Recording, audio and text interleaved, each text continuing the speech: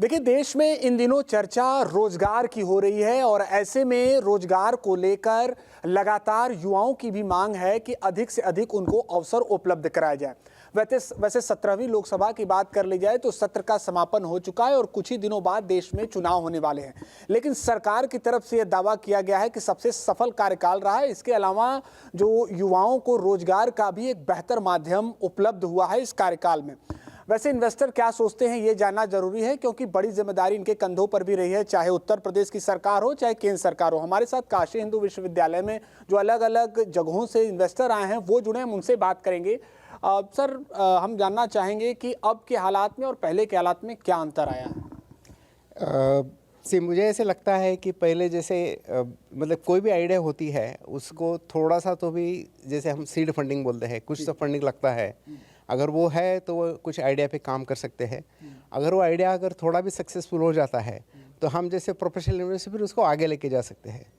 शुरू में मेरा मानना ऐसा है कि वो फंडिंग नहीं था, तो इसलिए जो आइडिया जो जम होती है वो हमारे तक आती नहीं थी। अब जो है बड़े पैमाने पे आती है, क्योंकि गवर्नमेंट से जैसे प्रयास करके ग्रांट है जो सिर्फ आपको ट्राई करने के लिए ग्रांट देती है।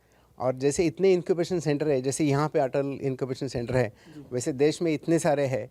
वो सब जगह पे जो भी अगर वो इंक्यूबेशन सेंटर में रजिस्टर होता है और वहाँ पे वो अपना कोशिश करता है, उसके लिए उनको ग्रांट मिलता है बिगर कोई इक्विटी देते हुए जी। ओके, तो वो अगर कुछ प्रयास करके अगर कुछ लाते हैं तो फिर उसको आगे लेके जाते हैं। जैसे हम जैसे ये यहाँ पे जितने भी प्रोफेशनल इन्वेस्टर है उसको फिर उसको हम आगे लेके जा सकते थे। इस वजह से हाँ जी सर, एक सरल शब्दों में हम समझेंगे कि जब भी रोजगार की बात होती है तो सरकार हो या एक पढ़ा लिखा व्यक्ति हो, वो ये कहते हैं कि स्टार्टअप एक शब्द आता है, तो आम व्यक्ति इसको कैसे समझे कि स्टार्टअप होता है?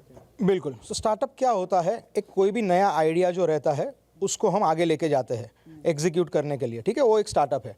रोजगार की आपने बात की, प्राइवेट जॉब्स रिड्यूस हो रहे हैं, ठीक है, गवर्नमेंट जॉब्स भी over a period of time कम ही होने वाले, तो रोजगार कहाँ से जनरेट होगा? उसके लिए खुद को कुछ करना पड़ेगा, राइट। और उसके लिए ये स्टार्टअप इंडिया जो इनिशिएटिव मोदी जी लेके आए 2016 में, startup India, stand up India, ये बहुत ही बढ़िया इनिशिएटिव रहा है गवर्नमेंट का, मैं तो बोलूँगा, ठीक है। उसकी वजह से काफ़ी सारे इनिशिएटिव्स, काफ़ी सारे बेनिफिट्स जो मिले। 20 लाख तक आज की डेट में गवर्नमेंट हमको एक प्रोडक्ट डेवलप करने के लिए पैसा देती है, एक स्टार्टअप को, किसी भी एक स्टार्टअप को अगर प्रोडक्ट डेवलप करना है तो उसके बाद और 50 लाख रुपये तक आपको पैसे मिलते हैं वो प्रोडक्ट को आगे मार्केट में लेके जाने के लिए, है ना। उसके बाद प्राइवेट इन्वेस्टर्स है, उसके बाद बाकी सारी और काफ़ी सारे स्कीम्स भी है गवर्नमेंट के, अप टू 5 CR आपको मिलता है एज एन SME भी।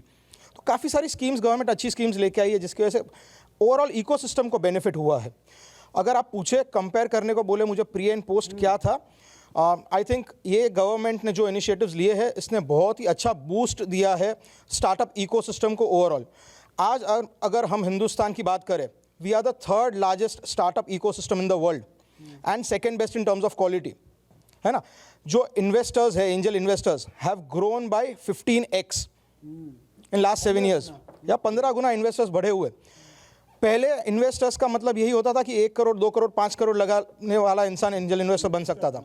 आज एक छोटी टिकट साइज वाला इन्वेस्टर भी, अगर मुझे 1-2 लाख रुपया लगाना है, कलेक्टिवली हम लोग साथ में आके एक फंड क्रिएट करके लगा सकते हैं, वाया एंजल ग्रुप्स, है ना। तो ये सारी चीज़ें बदली है, ये सारी चीज़ें बदली हैं। एक युवा क्या सोचता है, क्या मिल रहे हैं अवसर? अगर बात कर लें हमारी जनरेशन को, जो ग्रेजुएट हो रहे हैं, जो PG कर रहे हैं, उनको एक अच्छा अवसर मिल रहा है देश? जी बिल्कुल, और इस हमारे समिट का मिशन ही यही है कि युवाओं को ज़्यादा से ज़्यादा हम इन्वेस्टमेंट दिलाएं स्टार्टअप्स को।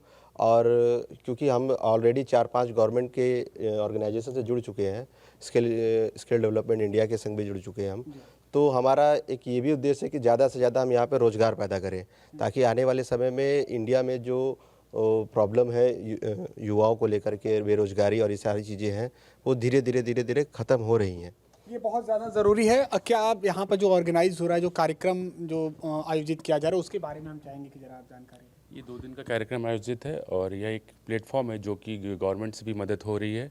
यहाँ पे अपने 4 डिपार्टमेंटल हैं गवर्नमेंट की जो पूरी तरह से सहयोग दे रहे हैं आपके, और ये एक अच्छा प्लेटफॉर्म है जो कि स्टार्टअप और इन्वेस्टर के बीच की जो दूरी ख़त्म करता है। उनकी बात इन्वेस्टर अच्छे सुनते हैं और स्टार्टअप जगह जगह से आए हैं, और हर एक संभव मदद इन्वेस्टर ने बोला है कि हर एक संभव मदद पूरे स्टार्टअप को भी देंगे। बीते दशकों की बात कर लें तो क्या बदलाव आया है? क्या एक बेहतर माहौल मिला है इन्वेस्टर को भी? हाँ, अभी जो सिचुएशन है उसमें इन्वेस्टर्स को काफ़ी ज़्यादा युवाओं को डेवलपमेंट का मौका मिला है कि इन्वेस्टर्स के साथ कनेक्ट हो सके एक प्लेटफॉर्म पे। इस आयोजन के माध्यम से हम लोग का एक ही प्रयास था कि यहाँ पे ज़्यादा से ज़्यादा युवाओं को, छोटे उद्यमी को ला के इन्वेस्टर से कनेक्ट किया जाए, उनको सरकार की नीति पॉलिसी से जोड़ा जाए, जिसमें हमें 4 विभाग ने सरकार की, उत्तर प्रदेश सरकार ने कोलैबोरेशन से किया है। जो भी सहयोग था उन्होंने पूरा सहयोग दिया हमें, एंड नई टेक्नोलॉजी से भी जोड़ा है कि आगे हम लोग उस पर काम करें। बिल्कुल, नई तकनीक हो या फिर युवाओं को रोजगार देने का माध्यम हो, इस पर सरकार द्वारा दावा किया गया है कि कहीं न कहीं युवाओं को बड़ी संख्या में अवसर मिले हैं। आपको क्या लगता है सर, बदलाव क्या आया है बीते दशकों में? बदलाव ये आया है कि एस्पिरेशनल बहुत ज़्यादा हो गया है आज का युवा, हु वांट्स टू, जो कि नहीं सिर्फ चाहता है कि वो जॉब करे, वो जॉब प्रोवाइडर भी बनना चाहता है। वो एस्पिरेशन हमने देखा है बढ़ते हुए। इंडिया का प्राइड विश्व में काफ़ी ज़्यादा इंक्रीज़ किया है। बहुत सारे India origin products are now being exported, उनको एक्सपोर्ट किया जा रहा है, विच इज़ अगेन बहुत एक बड़ा सेक्टर है जहाँ पे इंडिया अल्टरनेटिव प्रोडक्ट्स जाएँ और विश्व में अच्छा करें। ये हो पाया है थोड़ा सा गवर्नमेंट की मदद से, थोड़ा सा हमारे एंटरप्रेन्योर्स की क्वालिटी बढ़ी है, और काफ़ी इसमें रोल रहा है पूरे स्टार्टअप इकोसिस्टम का कि वो मैच्योर किया है उन्होंने इसको। तो वो कैपिटल जो अब अट्रैक्ट कर पा रहे हैं, जब मोदी जी इतने सारे विजिट कर रहे हैं इतने सारी कंट्रीज़ में, वो बहुत सारा कैपिटल भी अट्रैक्ट करके इंडिया लेकर आ रहे हैं FDIs वगैरह के through, and that has really help the ecosystem in general to rise. तो वो कैपिटल से जैसे यहाँ पे ये डिस्ट्रीब्यूट करना है, अब छोटे छोटे जो स्टार्टअप आइडियाज़ आ रहे हैं उनमें बहुत लोगों का नुकसान होगा, बहुत सारे स्टार्टअप्स फेल करेंगे, बट बहुत सारे स्टार्टअप्स बहुत सक्सेसफुल भी निकलेंगे। जो आज हमने देखा है यूनिकॉर्न्स सो टू से इतने बढ़ गए हैं, हम ये नहीं देखते कि नीचे उन्होंने कितनी जॉब भी दी है।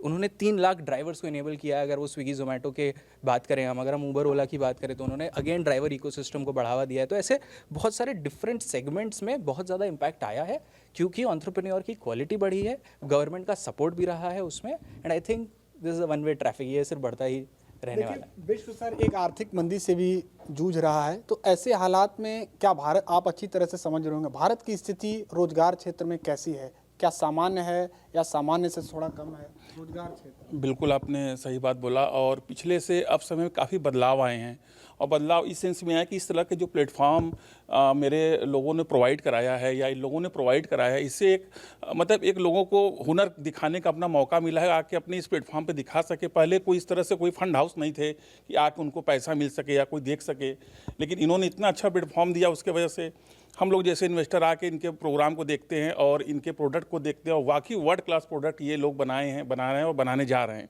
अगर इनको अगर सहयोग मिला जाए तो ये बिल्कुल ही बहुत आगे, और बहुत कोई बड़ी कंपनी बनने में बिल्कुल भी इनको कोई रोक नहीं सकता, और ये बहुत आगे बढ़ेंगे। जो आज छोटे हैं आज बहुत बड़े बन सकते हैं। तो ऐसे में ये थी हमारी इन्वेस्टर के साथ खास बातचीत, और निश्चित तौर पर जो सरकार की तरफ से जो दावा किया जा रहा है उन्हीं बातों को लेकर हमारी भी इनसे खास बातचीत थी। वैसे आने वाले चुनावी दौर में ये देखना होगा कि युवाओं का भरोसा किस पर जाए।